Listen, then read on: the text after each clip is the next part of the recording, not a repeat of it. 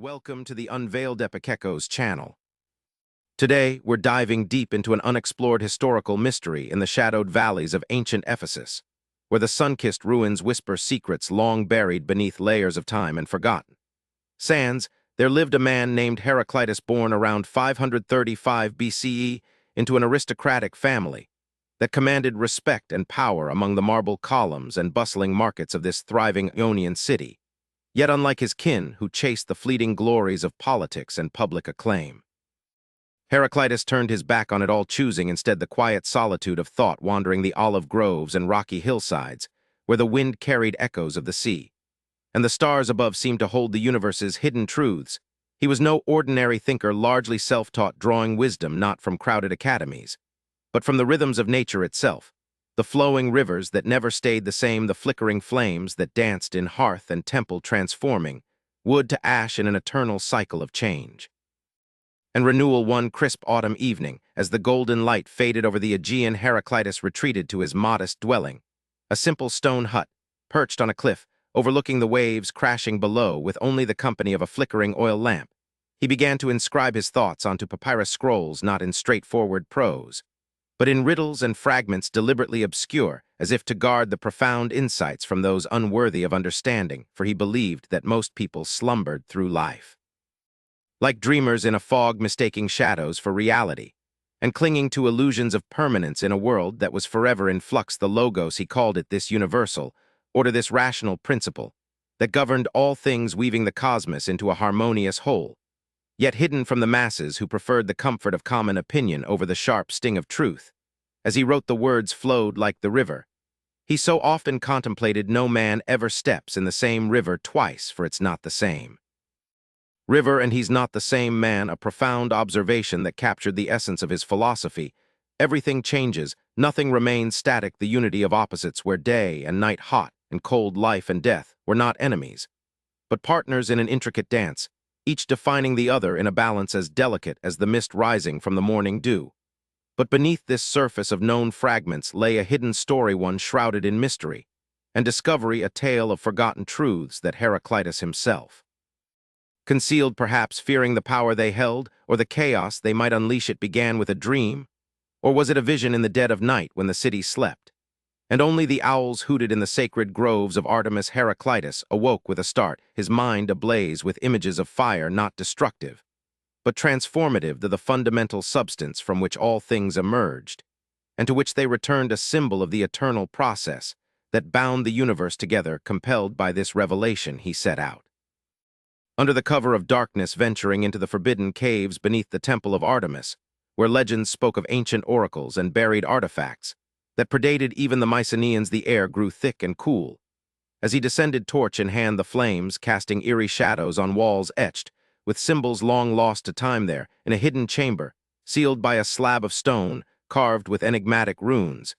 he discovered a cache of clay tablets inscribed by predecessors, philosophers whose names had been erased by history. These tablets revealed secrets of the cosmos, whispers of celestial alignments that influenced human fate, connections between the stars and the soul that Heraclitus integrated into his own work. But with a twist, for among them was a warning, a prophecy of a great upheaval, a time when the unity of opposites would fracture, leading to wars and cataclysms, unless understood and heeded by the wise. As he deciphered the tablets over sleepless nights, the mystery deepened, for one fragment spoke of hidden artifact, a golden amulet shaped like a flame, said to embody the logos itself, granting its bearer visions of past and future. But at a cost, the erosion of one's grip on the present. Heraclitus, torn between curiosity and caution, decided to seek it out, journeying incognito through the winding paths of Asia Minor, disguised as a humble traveler, to avoid the prying eyes of political rivals who saw his rejection of power as a threat to their order. Along the way, he encountered complex characters like Lydia, an enigmatic priestess from the nearby sanctuary, who shared his disdain for the masses and whispered hints of the amulet's location, her eyes dark pools of knowledge, reflecting the unity of beauty and danger. Or the wandering merchant, whose tales of distant lands revealed forgotten truths about the interconnectedness of all things, yet harbored a secret agenda to claim the artifact for personal gain. The tension rose as Heraclitus navigated treacherous mountain passes where bandits Lurked and storms raged, symbolizing the inner turmoil of his quest, the opposites pulling at him, solitude versus companionship,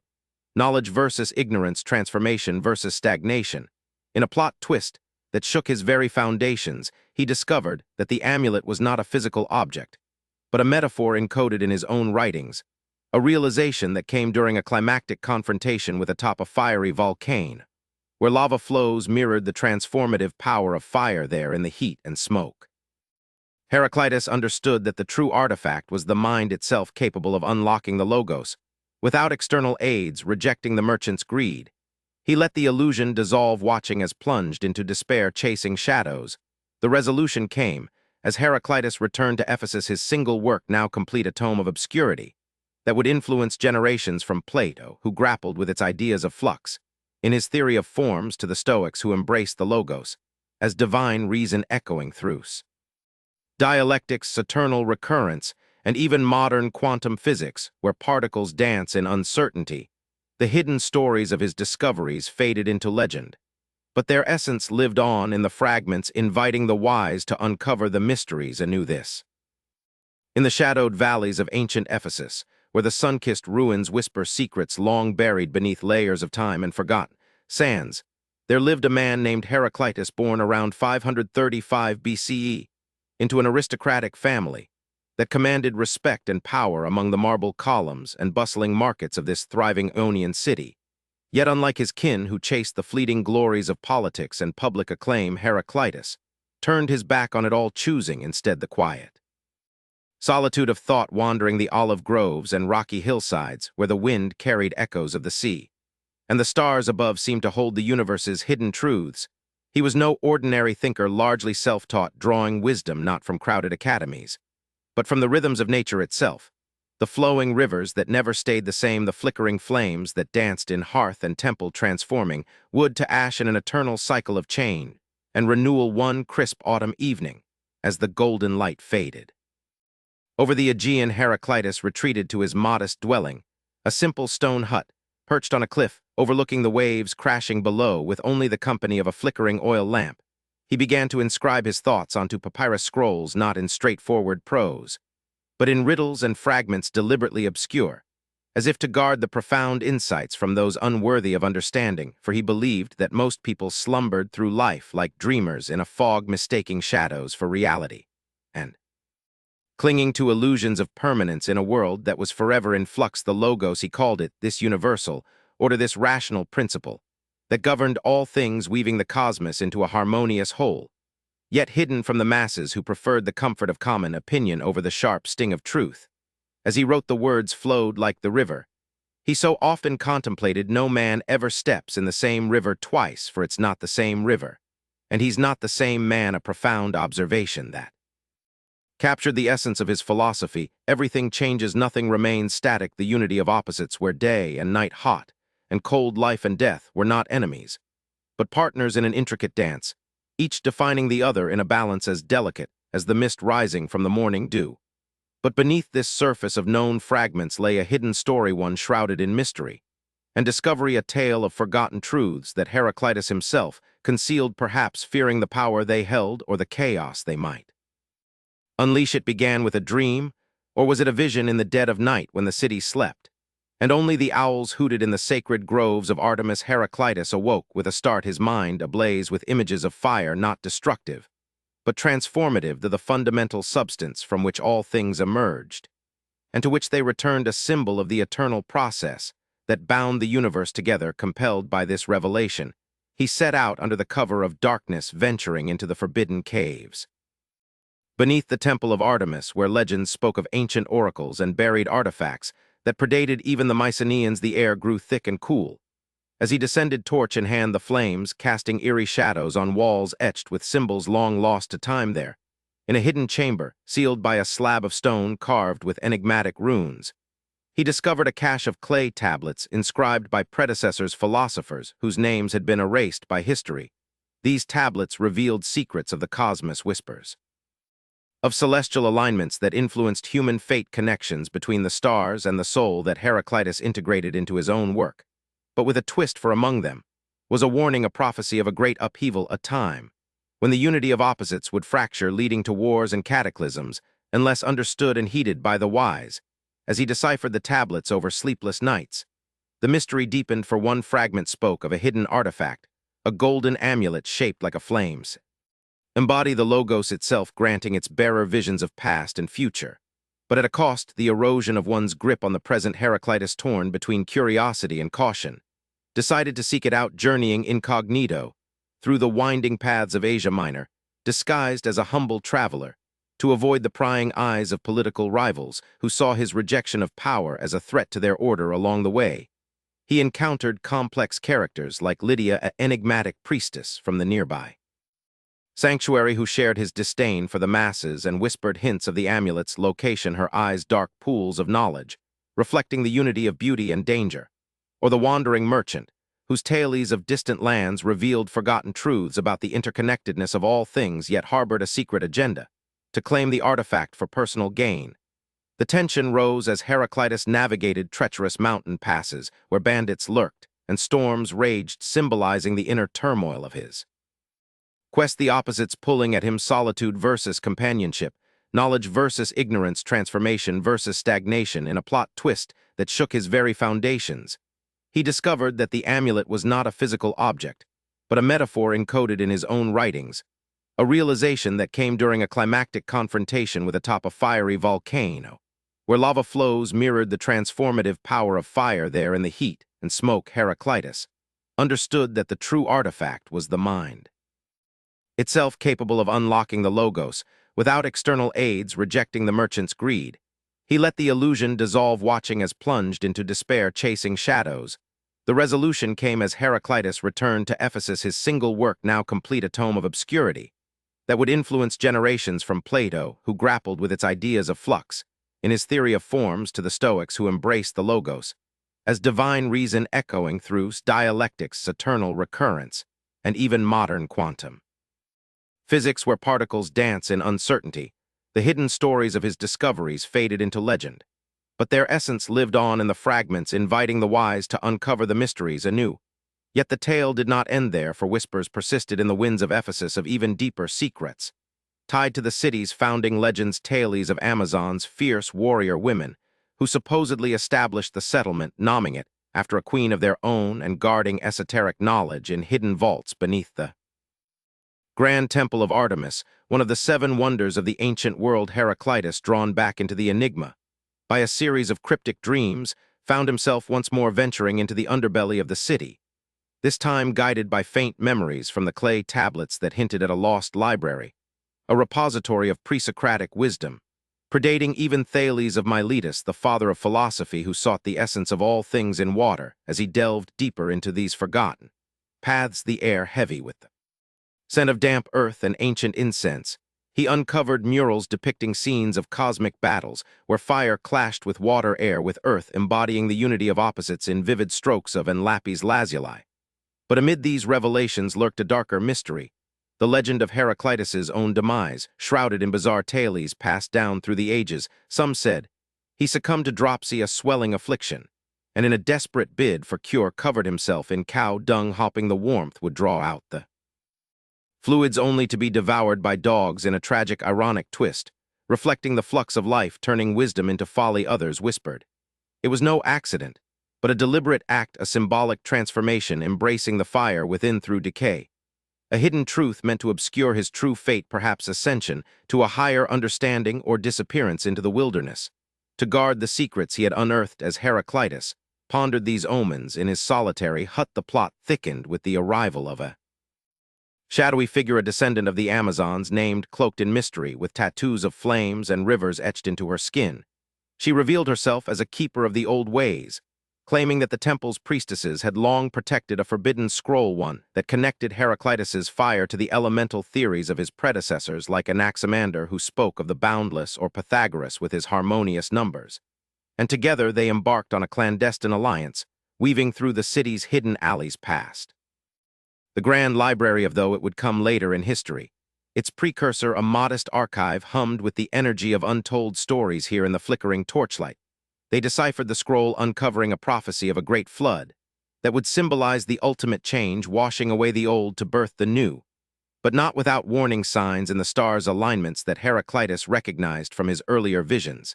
The tension built as political intrigue from the aristocratic families threatened to expose their quest.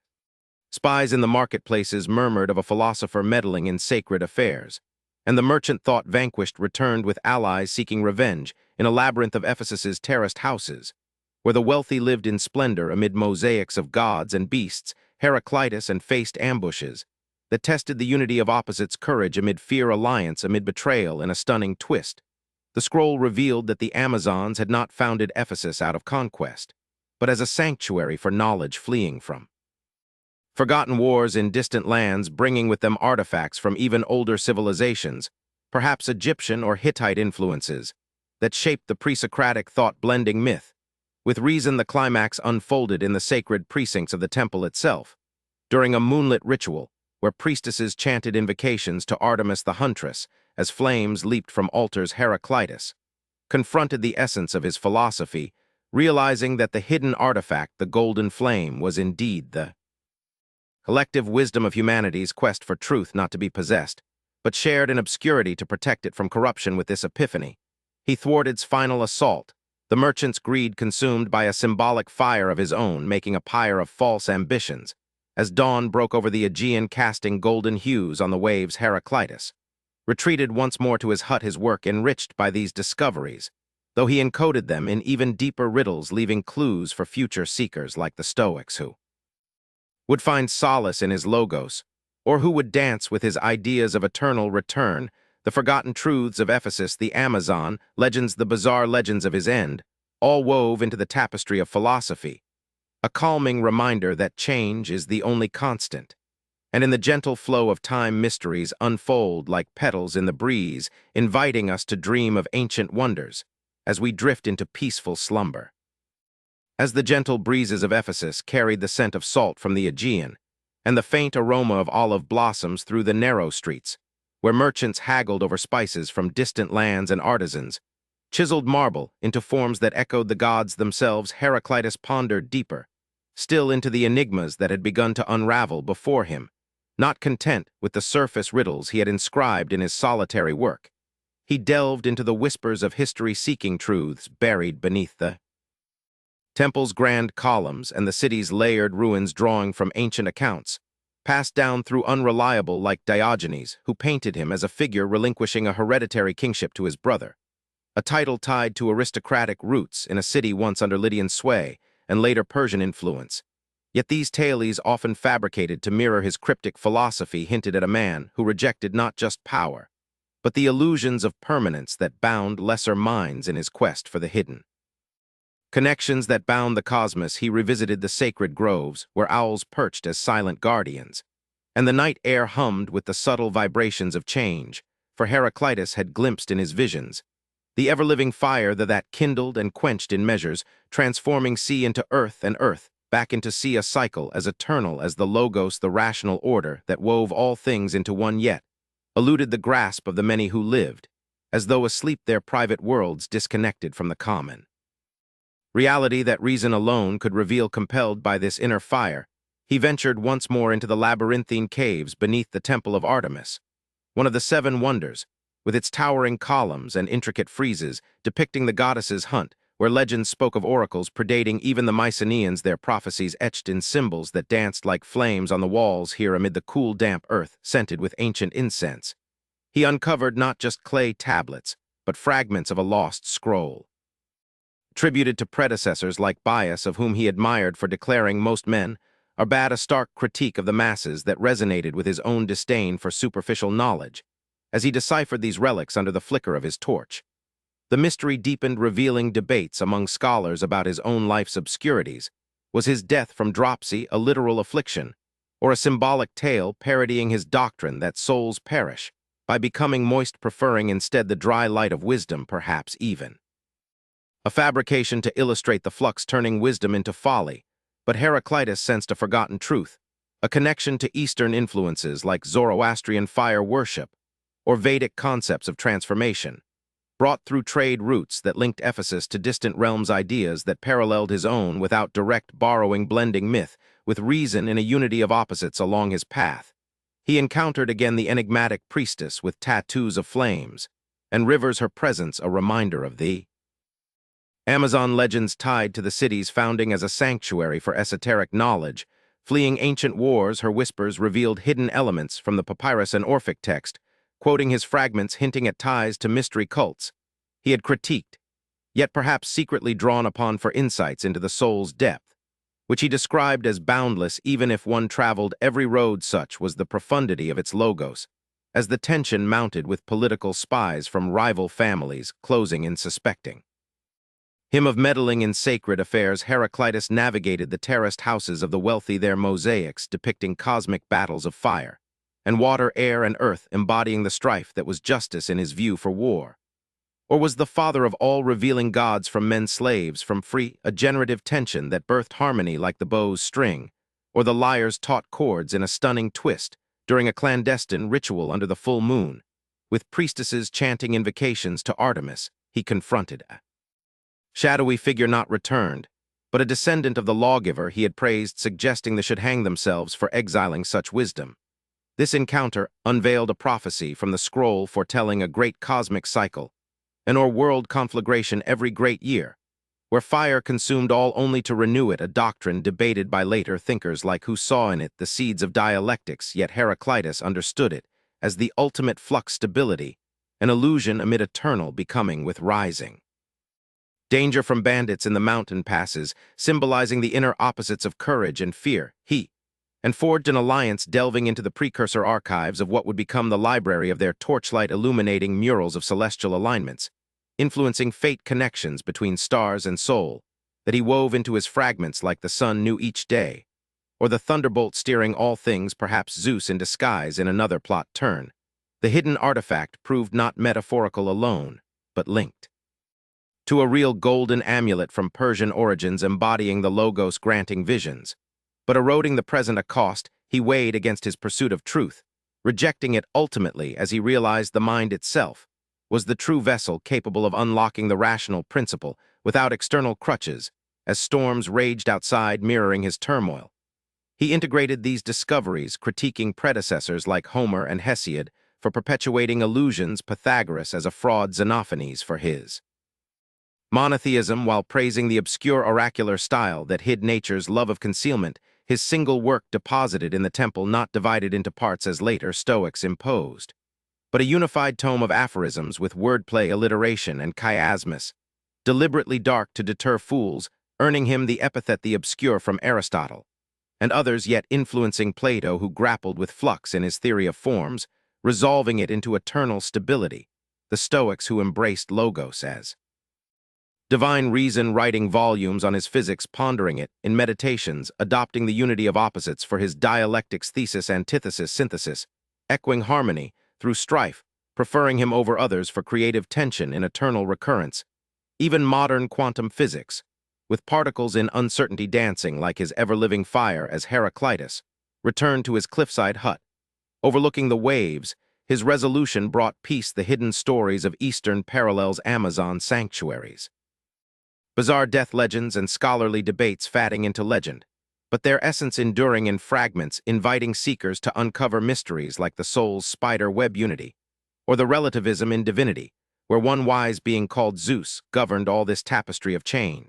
and order, a soothing reminder that in the gentle flow of time, opposites unite, truths reveal themselves slowly like dawn over the sea, and we may rest in the knowledge that everything flows, yet the logos abides eternal as we drift into serene slumber.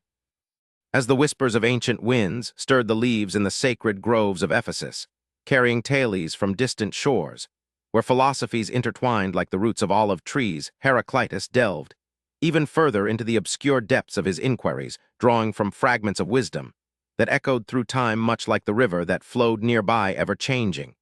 yet eternally the same in its essence. Scholars through the ages have debated the intricacies of his river metaphors, pondering whether the flux he described was merely physical or a profound insight into the soul's boundless nature, as boundless as the paths one might travel without ever reaching its limits. For in one of his enigmatic sayings, he proclaimed you could not discover the boundaries of the soul even if you traveled every road so vast. is its measure a reflection that invited self-contemplation, urging the wise to look inward amid the outward chaos of the world. Compelled by this inner call, he revisited the hidden chambers beneath the temple of Artemis, where the air hummed with the subtle vibrations of forgotten oracles, and the walls bore etchings that predated the Ionian Enlightenment here amid the cool shadows. He uncovered more than clay tablets fragments of a lost dialogue, perhaps echoing the Orphic mysteries. He had critiqued yet subtly drawn upon for their emphasis on transformation and rebirth ideas that paralleled his own doctrine of the ever-living fire, that kindled and quenched in measured cycles, turning sea into earth and earth back into sea, a process as relentless as the cosmic conflagration. He envisioned a great where the world periodically dissolved into flame, only to renew itself in an eternal recurrence, a concept that would later resonate with thinkers like who saw in it the affirmation of life's unending dance of creation and destruction. But Heraclitus sensed deeper connections, whispers of Eastern parallels, carried along the trade routes from Persia and beyond, where Zoroastrian fire altars mirrored his and Vedic hymns spoke of Agni, the transformative flame, or even further to the flowing Tao of distant sages, whose unity of opposites yin and yang echoed his own harmony through strife, for as he noted, the road up and the road down are one, and the same, a paradoxical truth that bound contraries into a cohesive whole, defying the superficial understanding of the masses who he scorned as living like sleepers in private worlds, disconnected from the common logos, the rational principle that governed all, weaving the cosmos into an ordered tapestry. Yet concealed from those who preferred the illusions perpetuated by poets like Homer and Hesiod, whom he accused of misleading humanity with their anthropomorphic gods in his solitary hut perched on the cliffside. As waves crashed below in rhythmic flux, Heraclitus inscribed these insights into his single work, a tome not divided into neat sections, as later interpreters like the Stoics would impose, but a unified collection of aphorisms laced with wordplay, alliteration, and deliberate obscurity. Veil nature's love of hiding, as he put it. Nature loves to hide a style that earned him the epithet the obscure from Aristotle, who lamented his obscure, too obscurely spoken words. Yet this very ambiguity influenced Plato, who wrestled with the implications of flux in his cave allegory, where shadows deceived the unenlightened, much like Heraclitus's dreamers mistaking appearance for reality, or Socrates, who through Plato's lens engaged with these ideas in dialogues that probed the essence of change and permanence. The mystery deepened with tales of his life, aristocratic by birth, heir to a hereditary kingship, tied to the city's founding legends, perhaps linked to the lawgiver whom he praised, suggesting the deserved to hang for exiling such wisdom. A rejection of power that set him apart from his kin, who chased ephemeral glories in the agora's bustle. Instead, he chose self-taught solitude, criticizing the ignorance of experts like Pythagoras, whom he deemed a fraud for his mystical numbers, or Xenophanes for his abstract God, while admiring figures like Bias for declaring most men are bad, a stark disdain that mirrored his own as political intrigues swirled with rivals viewing his obscurity as a veiled threat to their order. Heraclitus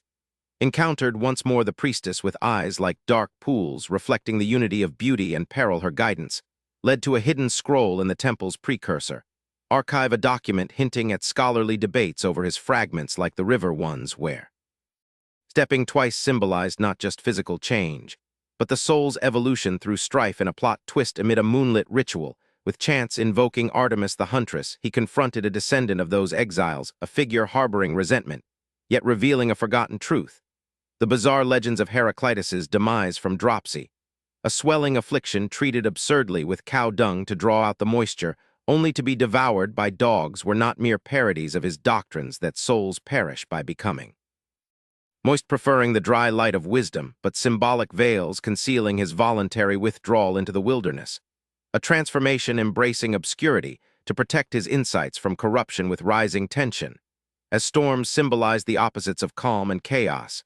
he thwarted this adversaries' schemes, the confrontation atop a smoldering hill, where embers glowed like his, illuminating the harmony born from conflict. As dawn painted the sky in hues of renewal, Heraclitus returned, enriched his fragments, now a beacon for future generations, from the Stoics like who expounded on his physics in volumes, or pondering the logos in meditations, to whose dialectics, thesis, antithesis, synthesis captured the generative tension of opposites, and even modern interpreters debating his influence on quantum uncertainty, where particles embody flux, or existentialists finding in his paradoxes the role of self-reflection in fate, this intricate web of ideas, a soothing tapestry reminding us that in the eternal flow of change, hidden truths emerge like stars in the night sky, guiding the wise, as we surrender to the gentle rhythm of discovery, drifting into tranquil repose. As the gentle cadence of waves lapped against the rugged shores of Ephesus, where the ancient city's marble facades gleamed under the Mediterranean sun, casting long shadows that danced like the very flux Heraclitus so revered, he found himself drawn ever deeper into the labyrinth of his thoughts, reflecting on the unity of opposites that define not just the cosmos, but the intricate tapestry of human existence, for in his fragments preserved through the ages by later, like Diogenes, he proclaimed that opposites are necessary for life unified in a system of balanced exchanges, much like the bow or the lyre where tension creates harmony. A profound insight that echoed through his solitary wanderings amid the olive groves scented with wild herbs, and the faint tang of sea salt, his aristocratic lineage, heir to a hereditary kingship, in a city once under Lydian, and then Persian sway granted him the privilege to reject such power, relinquishing it to his brother in favor of pursuing wisdom, a choice that set him apart from the bustling agora where merchants traded spices from afar and artisans crafted vessels adorned with myths. He deemed illusory, critiquing poets like Homer and Hesiod for perpetuating deceptions with their anthropomorphic gods that blinded the masses to the true nature of reality in the quiet hours of twilight. As the sky shifted from azure to indigo, Heraclitus retreated to his modest hut perched high above the crashing waves, his mind ablaze with visions of fire not as mere destruction, but as the universal principle from which all things emerged, and to which they returned, a symbol of constant transformation, kindling and quenching in measured cycles, turning sea into earth and earth back into sea, a process he illustrated in his cryptic sayings like the ever-living fire is kindled in measures and quenched in measures, a doctrine that would later form the basis for the Stoics' concept of divine reason, or the Hegelian dialectic of change, where thesis and antithesis birthed synthesis in an unending progression. Compelled by these revelations, he ventured once more into the forbidden underbelly of the Temple of Artemis, one of the seven wonders, with its towering columns and friezes depicting the goddess's eternal hunt, where legends whispered of oracles older than the Mycenaeans, their prophecies etched in symbols that mirrored the obscurity of his own style. Here in the cool, damp chambers heavy with the scent of ancient incense, he uncovered fragments of a lost text, perhaps akin to the papyrus and Orphic commentary that quoted his ideas, hinting at ties to mystery cults he had outwardly scorned, yet perhaps subtly integrated for their emphasis on rebirth and the soul's boundless depth. As he declared, you could not discover the boundaries of soul by going about the world learning things, no matter what road you take for so deep a measure. Does it have a reflection urging inward contemplation amid the outward strife? For Heraclitus viewed the world as a law-like interchange of elements, governed by the logos, this rational principle that humans could attune to for right action, yet most remained asleep in private worlds, disconnected from the common reality. As he noted, although this logos holds always, humans prove unable to understand it both before hearing it, and when they have first heard it, a critique that extended to his predecessors like the Milesian's Thales, with his water, or Anaximander's boundless, which he built upon without explicit acknowledgement, differing by emphasizing fire's transformative role over static substances. The mystery unfolded further with tales of Eastern influences, carried along the Silk Roads from Persia, where Zoroastrian fire worship paralleled his, or even Vedic hymns to Agni, the divine flame, symbolizing renewal, ideas that blended seamlessly into his philosophy, without direct borrowing, embodying the unity of apparent contraries like the road up and the road down being one and the same, a paradox that superficial logic and invited the wise to see the hidden harmony as political shadows lengthened with rivals perceiving his obscurity. As a subversive force, Heraclitus allied anew with the priestess whose knowledge of Amazonian lore, tied to Ephesus's founding as a sanctuary for esoteric wisdom, revealed a hidden scroll debating his river metaphors not just as physical flux, but as the soul's evolution through conflict. For no man ever steps in the same river twice. He is not the same man, and it is not the same river, a saying that captured the essence of becoming over being, influencing Plato, Who in his grappled with such radical change, resolving it into eternal forms, or the Stoics like who expounded on his physics in hymns, to Zeus identifying the Logos with divine providence in a stunning revelation during a clandestine ritual under the stars with chants invoking the huntress Artemis. He confronted a spectral figure, a remnant of exiled kin like the lawgiver he had praised, lamenting that they should all hang themselves and leave this. To beardless youths for banishing such virtue, this encounter unveiled a prophecy of cosmic cycles, the great year culminating in a world conflagration, where fire consumed all only to rebirth the cosmos, a doctrine echoed in its eternal recurrence, affirming life's perpetual dance of creation and destruction, amid rising peril from storms that raged like the inner opposites of calm and chaos. Heraclitus thwarted these threats, the climax cresting atop a smoldering volcano where lava flows mirrored his, illuminating the justice in strife as he proclaimed war is father of all and king of all. Through war all things come to be. Some he shows as gods, others as men. Some he makes slaves, and others free. With this epiphany, he dissolved the illusions, returning to Ephesus his tome deposited in the temple, a unified collection of aphorisms deliberately dark to conceal nature's love of hiding, as Aristotle would later complain of his obscure style. Yet this very enigma inspired generations from meditating on the Logos amid imperial duties to modern quantum theorists, seeing in his flux the uncertainty of particles, or existentialists pondering self-reflection in fates.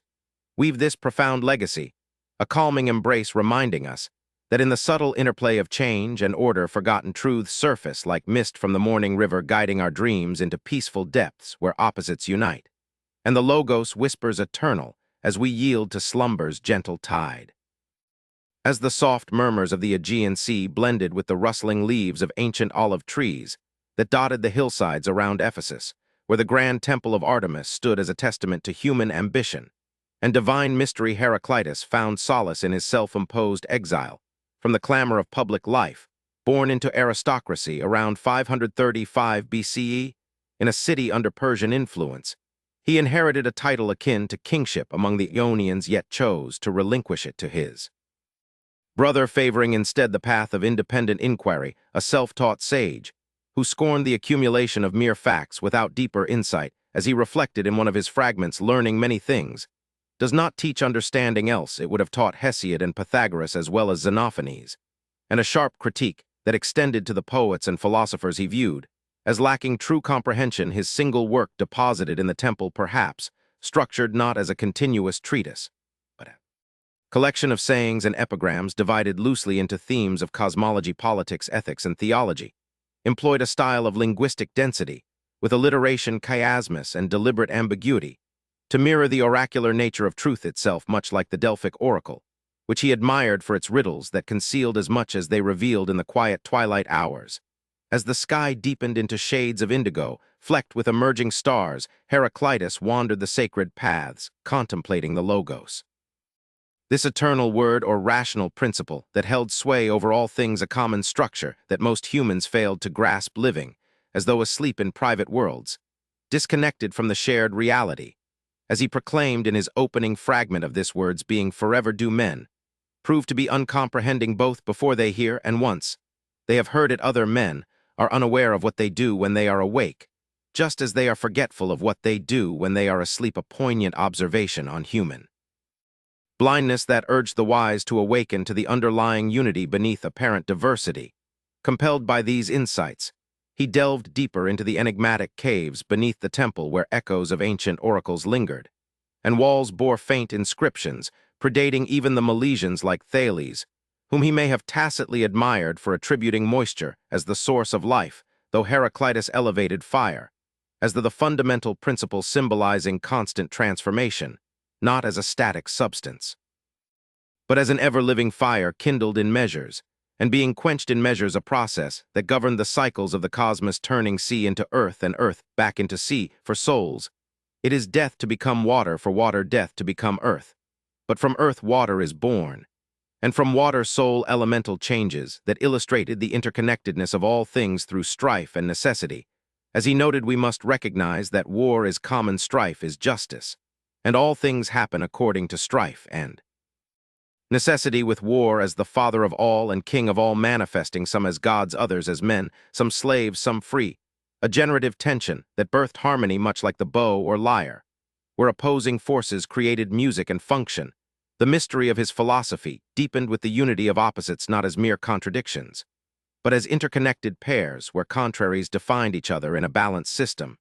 as the same thing in us are living and dead waking and sleeping young and old for these things. Having changed around are those, and those in turn having changed around. Are these a reflection on how change unified apparent opposites, challenging the superficial views of his contemporaries, who he criticized for their private understandings in his hut? Overlooking the waves that symbolized flux, ever the same yet ever different Heraclitus inscribed these riddles, aware that nature loves to hide a principle that veiled truths from the unworthy, inviting only those attuned to the logos to discern the patterns, like the river fragments whereon those stepping into rivers staying the same other, and other waters flow, a genuine insight, showing how constancy supervened on change, disqualifying later misinterpretations like Plato's radical flux, where nothing stayed the same at all. His influences wove subtly from predecessors. He critiqued Homer and Hesiod for misleading myths, Pythagoras as a fraud, Xenophanes for his abstract god, yet building on Milesian cosmology with tacit nods to Anaximander's boundless. Reframed through fire's dynamic role, provoking later thinkers like Parmenides in contrast, or Empedocles, who echoed his cycles, while Plato in the grappled with his ideas of change for the sensible world. And the Stoics adapted his logos as divine providence, with periodic the world conflagration, renewing the cosmos, a doctrine that resonated through dialectics and eternal recurrence. Even modern process philosophy seeing in him a metaphysician of becoming over being, as political shadows loomed from democratic factions viewing his aristocratic leanings. As elitist, he allied with figures like drawing from Amazonian lore, tied to the city's sanctuary origins, uncovering scrolls that debated his soul's boundless depth. You could not discover the boundaries of soul by going about the world learning things, no matter what road you take, for so deep a measure does it have urging inward reflection amid outward strife. In a twist during a moonlit invocation to Artemis, he confronted echoes of exiled kin like the lawgiver he praised, lamenting they should all hang themselves and leave the city to beardless youths for banishing virtue, unveiling prophecies of cosmic renewal, where fire consumed and regenerated, all tied to Orphic mysteries, perhaps subtly integrated despite his critiques, as seen in the papyrus linking his fragments to ritual poetry, amid rising tensions of storms mirroring inner conflicts. He resolved these threats, realizing knowledge was attainable through logos interpretation, not impossible as Plato later claimed, with senses valuable yet insufficient. I learned those things that can be learned through sight, hearing, learning, a balanced empiricism that guided his ethics toward moderation and understanding nature's order. This legacy, a serene tapestry, where flux and unity intertwined forgotten debates on his monism versus process view or afterlife beliefs, fading into legend, yet inviting eternal contemplation as opposites harmonized in the gentle rhythm of change, lulling the mind into peaceful reverie. As the ethereal mist rose from the winding rivers that carved through the fertile land surrounding Ephesus, a city where east met west in a confluence of cultures and ideas under the watchful gaze of the great temple of Artemis, Heraclitus continued his relentless pursuit of hidden truths. Born circa 535 BCE, into an elite family with claims to royal priesthood, he eschewed the trappings of authority, passing his hereditary role to his sibling to embrace a life of introspective solitude, a choice that allowed him to observe the world's incessant flux without the distortions of power. His philosophy, self-forged from keen observations of nature rather than formal schooling, emphasized the logos, this immutable rational order that underpinned the apparent chaos of existence, a principle that humans shared with the cosmos, yet most failed to comprehend, living in a state of oblivious slumber. As he articulated, although the logos is eternal, multitudes are unable to comprehend it. When it is explained, for many do not have the mental capacity to grasp it, and though they hear it, they do not understand it, just as those who are asleep are in a private world of their own in the serene hours of dawn. When the first light gilded the waves below his cliffside retreat, Heraclitus pondered the unity of opposites, a core tenet where contraries coexisted in harmony, defining each other through their tension, much like the path upward and downward being one and the same, or the living and dead waking and sleeping, young and old shifting into one another in an eternal cycle. This paradoxical wisdom challenged the conventional thinking of his era, critiquing the illusions perpetuated by epic poets like Homer, whom he wished expelled from the contests, and flogged for misleading the masses with fanciful tales that obscured the true nature of divinity and reality. His single enigmatic book, often titled On Nature, though that may be a later attribution, consisted of over 100 fragments preserved through quotations by subsequent thinkers like Plato, Aristotle, and the Stoics, structured perhaps in 3 loose parts on the universe, society, and theology, yet unified in its aphoristic style laden with puns, ambiguities, and oracular depth, to conceal profound insights from the unworthy, for as he observed, nature prefers to hide itself, demanding that seekers attune their souls to the logos through disciplined inquiry. Compelled by nocturnal visions of transformative fire, he explored the subterranean realms beneath the temple, where ancient echoes lingered in chambers adorned with faded murals, depicting cosmic interchanges of elements. Here, he unearthed relics hinting at precursors to his thought, like the Milesian school Thales positing water as the Anaximander, the boundless, from which opposites emerged, and Anaximenes' air as the condensing, rarefining principal ideas. He refined by elevating fire as the dynamic symbol of process and measure, not a material substrate, but the essence of change itself. As in the ever-living fire, fixed measures of it kindling and fixed measures going out, a doctrine illustrating the balanced transformations that govern the world order, from the turning of seasons to the cycles of life and death. For souls, he posited it, is death to become moist, preferring the dry light of wisdom, a metaphorical critique, perhaps of indulgence, leading to downfall. The mystery of his legacy, deepened with interpretations of his river sayings into rivers the same we step, and do not step we, and are not, a profound meditation on identity amid flux, where stability emerged from ceaseless change, influencing Parmenides, in opposition, who argued for unchanging being, or Empedocles, who blended elements with love and strife,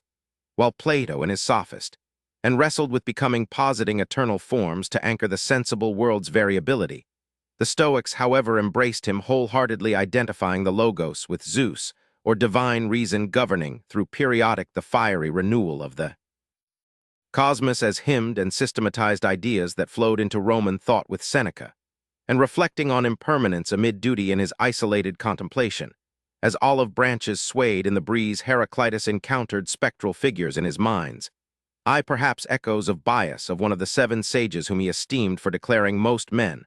are wicked, a sentiment aligning with his disdain for the many who barked like dogs at strangers, misunderstanding the unfamiliar wisdom he offered. Political tensions simmered as democratic reforms in Ephesus clashed with his aristocratic ethos, viewing the masses as unfit for governance, as evidenced by his support for the exiled, the best lawgiver, suggesting they should all hang themselves for banishing excellence in favor of mediocrity, a harsh elitism that underscored his belief in the rarity of true understanding, allied with the enigmatic guardian of Amazonian secrets, linked to the city's mythical founding by warrior women fleeing patriarchal lands. She unveiled scrolls debating his eschatology, hints of an afterlife, where souls ascended through dryness, or descended into moisture, perhaps influenced by Orphic cults, despite his criticisms, as fragments suggest connections in the papyrus, intertwining his cosmology with ritual poetry in a climactic revelation. Amid a tempestuous night, where lightning symbolized the thunderbolt steering all things, he confronted illusions of permanence, realizing the cosmos as a child's plaything moved according to chance,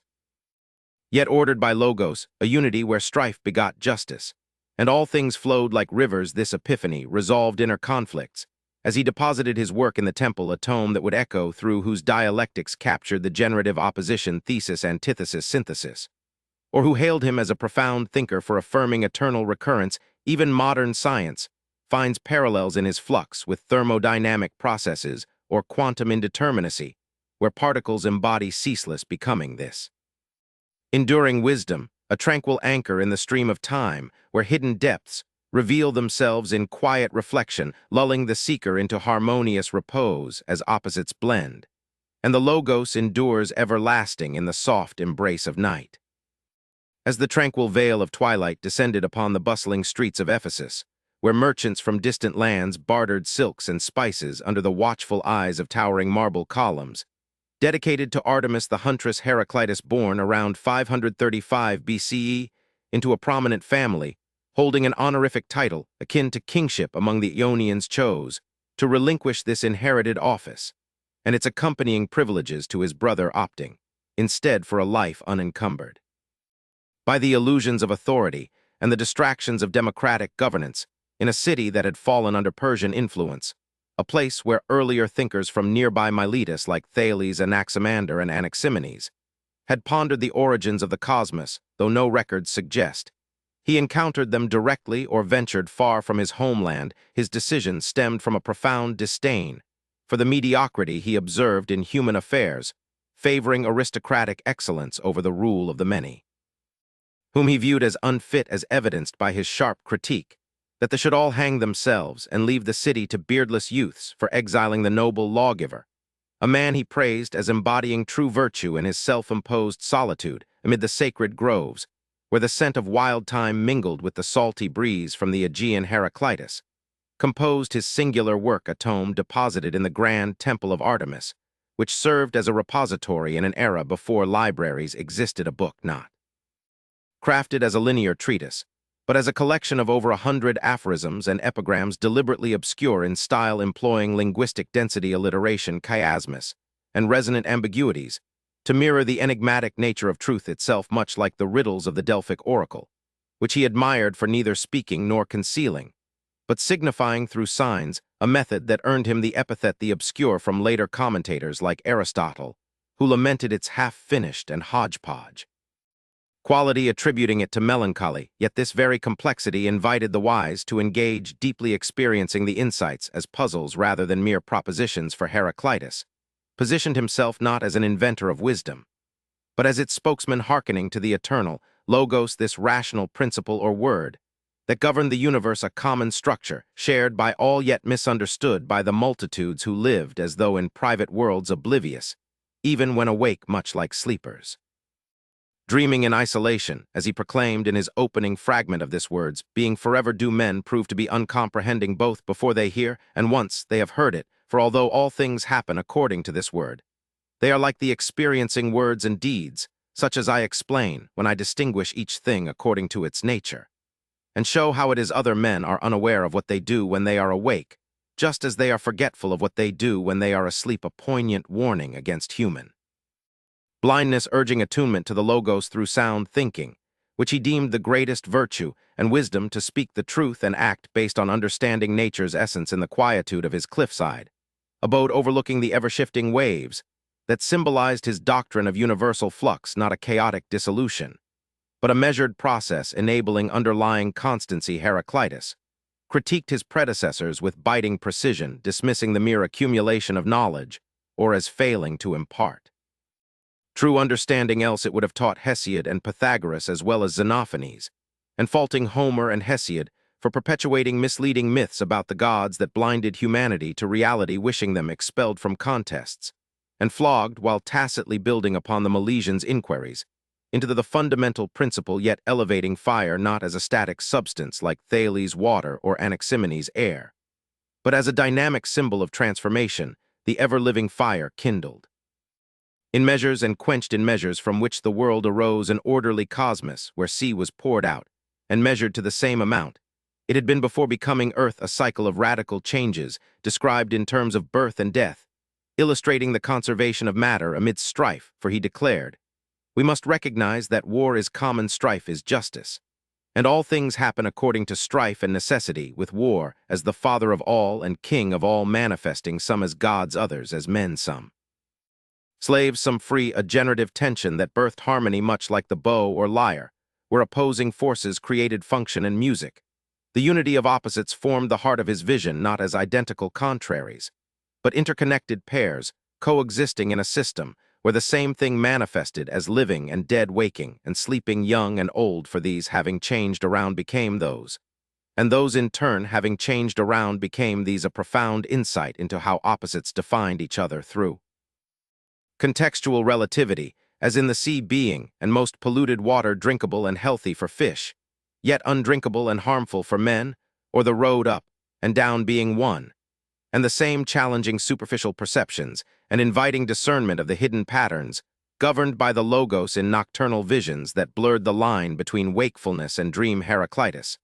explored the subterranean chambers beneath the temple, where faint echoes of ancient oracles lingered, uncovering fragments that hinted at ties to mystery cults like the Orphic traditions, despite his outward criticisms, perhaps subtly integrating their emphases on rebirth. And the soul's boundless depth, for he asserted you could not discover the boundaries of the soul, even if you traveled every road so deep a measure does it have urging inward reflection amid outward flux, with souls perishing, by becoming moist preferring the dry light of wisdom, a metaphorical ethic linking moderation to virtue, as it is hard to fight passion.